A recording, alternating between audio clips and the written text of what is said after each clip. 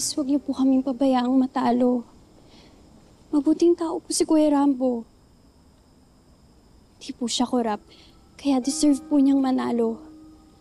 Rain, sabi na nandito ka pa eh. Uy, teka lang. Ano ba? Bakit ka pa ba nandito? Ano, para asarin ako?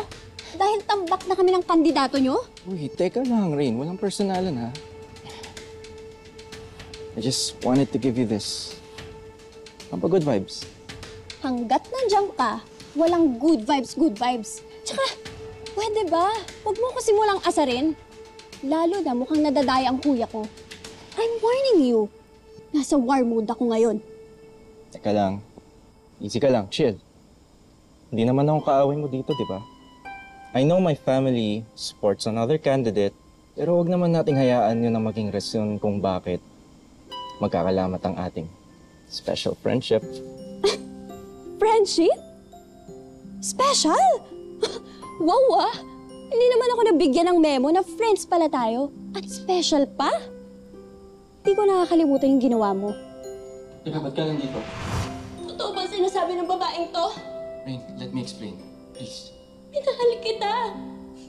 Sinuway ko yung kuya ko para lang makasama kita. Pero yung pala niloloko mo lang ako. Hindi kita niloko.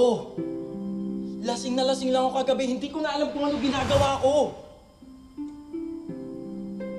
Nagsisihan ko yung ilang beses kong pinaglaruan ng feelings mo. Mukhang habang buhay ko na lang pagsisisihan na sana hindi ko na lang ginawa yung kalokohan na ginawa ko sa'yo noon. Sana hindi ko na lang sinayang yung chance na may tayo ngayon. Sana totoo na. No matter what happens this election, just want you to know na nandito pa rin ako para sa'yo.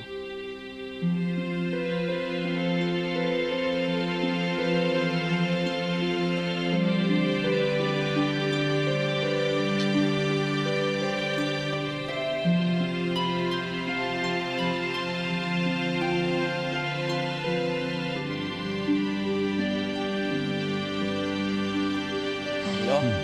Oh. Dito lang po pala kayo. Baka po pwedeng doon na lang po tayo. Gusto ko rin po kasi kayo makabanding eh.